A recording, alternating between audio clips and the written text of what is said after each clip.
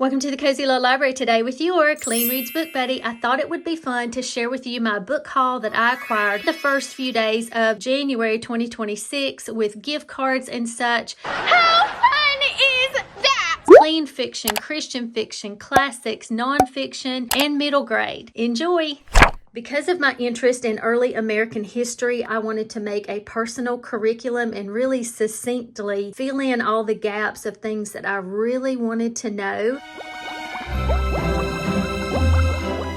So I basically combined two different colleges, all of the courses, the text list. One of the books that I wanted to own is American Heritage, a Reader, and it's put out by Hillsdale College Press. Papers, the documents, the different things from early settlement, colonial America, all the way through Reagan. They have all of that in one book. You can see what a chunker this is. And with my studies, I wanted to be able to have something to highlight. And so I'm excited to have this book to further my studies.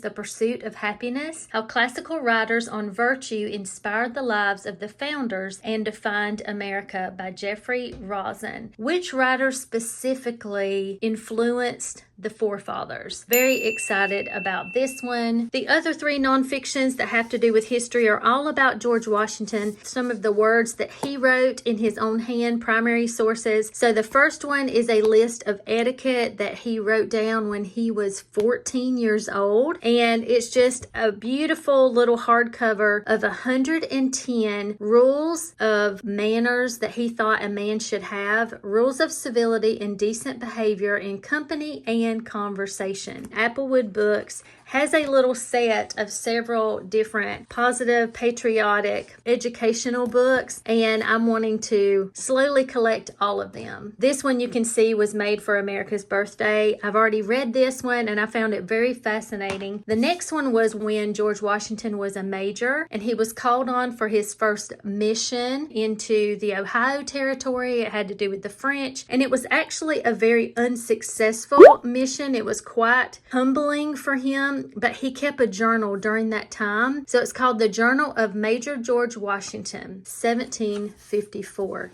But yeah, I'm very excited to read this.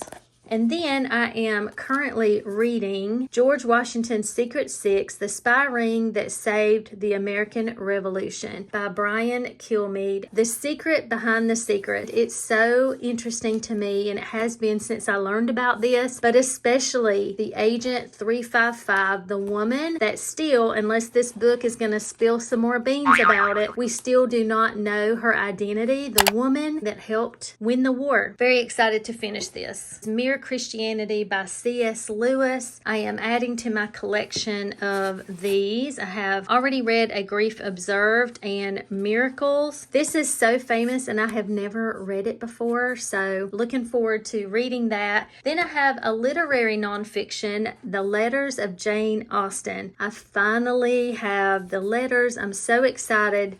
Although on the surface, a series of discussions about silk stockings, dinner menus, and attending dances and other trivial matters, these letters offer the reader unique insights in the life and mind of this great author. I'm excited because I've read so many of her works and her humor to me is so funny, and I can't wait to just get into this. And speaking of classics and Jane Austen, I already do have other versions of Emma. I do love to geek out about all things, character development. And because I love to read Emma at least once a year,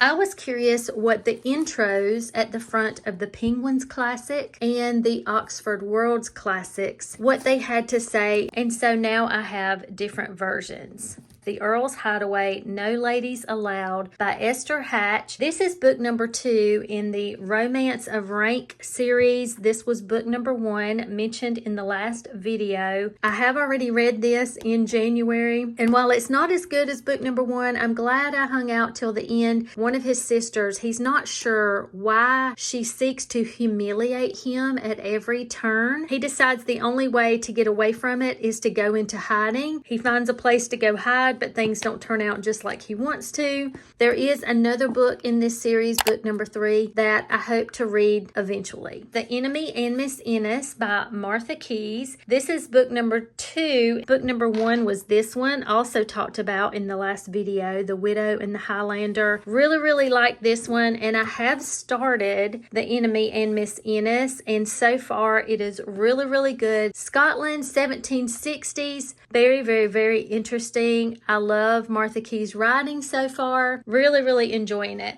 And then we have Ashtyn Newbold's The Parlor Game. This is book number 3 in the Noble Charades series. Here's book 1 and 2 that I also spoke a lot about in the last video, The Earl Next Door and The Duke's Diary. This one I have not started yet, but I hope to read it very soon. The Hero and the Patriot by Stephanie McRae. This is book number 2 in the Heart of the Revolution series. This was the first one, The Lady and the Loyalist. I talked about this one in the last video. This was actually the first book that I read of 2026. I think this very fitting for Old American Spirit to read The Hero and the Patriot as the first book. This was fabulous. I knew it was going to get a little bit intense. This book was so very good. Is Love in the Castle Library by Anne Swindell. I love these covers. This is In the Castle Library, book number 2. Christmas in the Castle Library was book number 1. So you can see these together. They are so beautiful. So it is contemporary, but I know in this book, because the girl came over from America to this country, she was studying a mystery about a queen from a couple hundred years ago that just kind of vanished. So it felt like a historical book. And so I'm curious, since this lady, she works there at the castle, I'm curious what the vibe is going to be for this book as well. Really looking forward to starting this. Then the next one is The Heart of the Glen by Jennifer Deibel. This happens in February 1912, Ireland.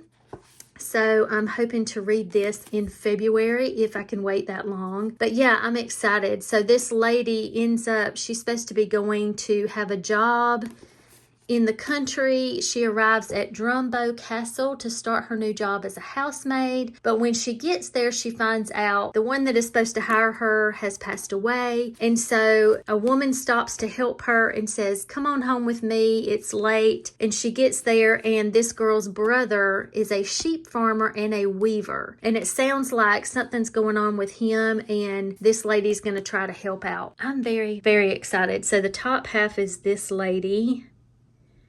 And then you can see Ireland there. And then I have the last trilogy that I have not read of Sarah E. Ladd. I am very close to reading her to zero. I love Sarah E. Ladd's writing. So this is the Cornwall series. This is an older one. It starts with The Governess of Penwith Hall, then The Thief at Lanwin Manor, and then The Light at Windcliff. I love these covers so very much. And from looking into them, it seems like obviously this one starts in the spring, and then these seem to be fallish books. So I'm very excited about that. Life Once Dreamed by Rachel Fordham. And what's exciting about this is my book club on Patreon. We are starting this as the group read. It was in the poll that I gave them 5 different choices. I'm very excited to read this with them. This is 1880s, and this woman has escaped from New York. She goes out to the Dakota Territory to try to get away from everything, and her past kind of catches up with her. I have peeked into it because I do create something real special for us to go along with it, and so far from what I have seen, it seems so cozy, frontier, prairie story. I haven't read one of those in quite a while. Very excited to get started on this one. But wait, there's more. Almost forgot to show you the Anne of Green Gables collection that I have. This is just the box that they come in. I wanted to show that first. I thought it would be easier. I first saw these on Cheryl's channel, I think, and I knew then a very long time ago that I wanted to own them. I asked her what they were called, and since then I have been looking for my own set. I'm going in reverse order. That was Rilla of Ingleside. This is Rainbow Valley. I'm showing you every single one because because I'm so excited. And I've been looking for, pricing them and trying to get my own set. And people have been selling them for such expensive prices. And I was like, no, thank you. Can't do that. Anne's House of Dreams. Love that. This is Anne of Windy Willows. I think the American version is different. Don't ask me. I'm not an expert on Anne. Ask Cheryl any questions. Cheryl, you're our official Anne answerer. Anne of the Island. So beautiful. Then book number 2, of course, is Anne of Avonlea. I am so much not the expert that the only book that I have read is book number 1, Anne of Green Gables. But I've always wanted to read the entire series, and now I can because now I own them, and I'm so excited. So thank you, Cheryl, for letting me know about these. Oh, I was going to share Verigo Modern Classics. This is a UK version. I found them, there was a seller on Amazon that was selling them like new, and they were super cheap. I could not believe it. Thank you for hanging out and looking at my entire January book haul. I loved sharing it all with you. Until next time.